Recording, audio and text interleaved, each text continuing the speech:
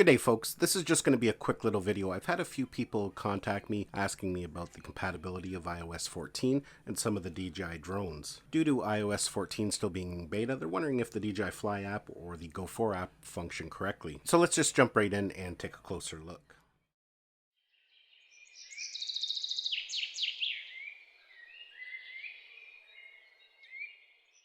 So iOS 14 Beta 1 for developers was released a couple weeks ago. Earlier this week, they released Beta 2 for developers, and public Beta 2 is also available now for anybody. Now, definitely I don't recommend installing Beta iOS on your main device. Right now I have it on my work phone. This is a phone I use when I'm doing demonstrations and that. My main phone, the one that I'm filming with right now, which is an iPhone 11, I won't be installing the Beta iOS 14 on it probably till the fall when the final version is released, or perhaps once we're a little farther into some of the betas. However, if you do want to install the iOS 14 beta on one of your main devices, just make sure you do a backup. That way, if you do run into any problems, you can always revert back to iOS 13. And ideally, if you can even wait till Beta 4 has been released, usually after Beta 4, things are pretty stable. So far with my testing, the beta has been very stable. There are a few little glitches here and there, but nothing major. Now, when it comes to the DJI Fly app for the Mavic Air 2 and the Mavic Mini, I've had absolutely no problems with them at all. I've had 0 crashes. I've done about 3 flights on the beta so far with the Mavic Air 2, and everything was flawless. And that actually goes for the DJI Go4 app. I've actually had no issues with it either. I've done 1 flight with the Mavic 2 Pro this morning with the beta app, and I didn't have any issues. LumaFusion, which I use to edit on my iPad, seemed to be running okay. I haven't had any crashes with it. Now, the only problem I did have with an app was the GoPro app. It did crash a couple times at startup for me. Most of the time it does run fine. You might just experience a crash once in a while. But just for a quick demonstration here, I'm just going to go out into the backyard. We'll connect the drones to the different apps, and we'll just get them hovering, and I'll show you that everything is working correctly. Okay, so I'm out in my backyard. We're going to start with the Mavic Air 2.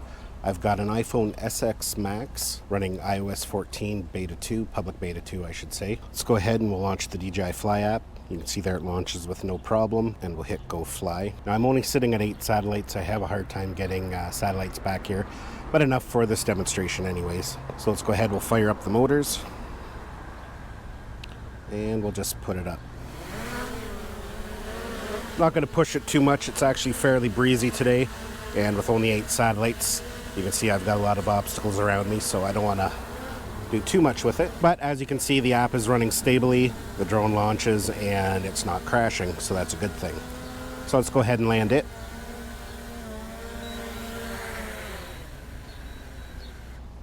Okay, so let's go ahead and we'll launch the DJI Go4 app. As you can see there, it launches with no problem. There's no crashing.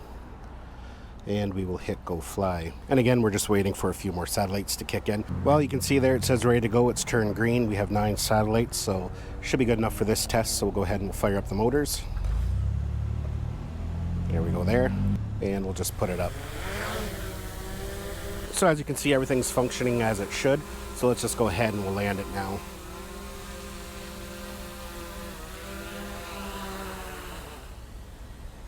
So yeah, iOS 14 Beta 2 seems to be functioning just fine with the DJI Fly app and the DJI Go4 app. So no matter whether you're flying the Mavic Air 2 or the Mavic Mini with the Fly app, or something like the Mavic 2 Pro, Mavic 2 Zoom, the original Mavic Air, DJI Spark, you should have no problem if you decide to update to the iOS 14 Beta 2. Now that can change with every beta. In a couple weeks when they release Beta 3, it could break all kinds of stuff, so that's the chance you take if you decide to put a beta on your phone. Well folks, that's basically it for this video. Hopefully you found it informative and got some value out of it. Give it a thumbs up if you did. Don't forget to subscribe to my channel so you don't miss any of our upcoming videos, and we'll see you in the next one.